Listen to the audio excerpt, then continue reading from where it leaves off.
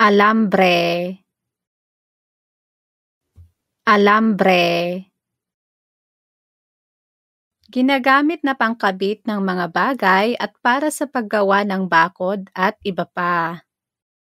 这个单字是个名词，它的意思是铁丝或者是金属线。这个单字例句是 Alambre ang inilagay nilang bakod sa bahay.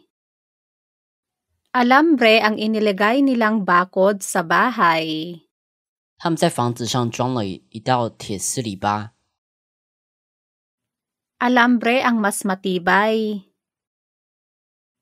Alambre ang mas matibay. 铁丝更坚固。 Saan mo nabili itong alambre? Saan mo nabili itong alambre? 你在哪里买到这条铁丝的？ Gamitin mo ang alambre dahil mas matibay yon. Gamitin mo ang alambre dahil mas matibay yon. 使用这个条铁丝，因为它更坚固。 Alambre lang ang pwede niyong gamitin dyan. Alambre lang ang pwede niyong gamitin dyan. 只能在那里使用铁丝。 Inakyat nila ang bahay gamit ang alambre. Inakyat nila ang bahay gamit ang alambre. 他们用金属线爬上了房子。 Sumabit ang damit niya sa alambre kaya nabutas. Sumabit ang damit niya sa alambre kaya nabutas.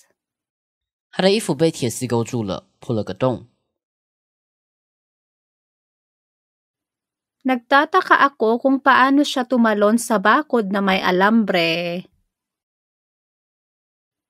Nagtataka ako kung paano siya tumalon sa bakod na may alambre. 我不知道他是如何跳过铁丝篱笆的。 Natusok ang kanyang paa sa alambre.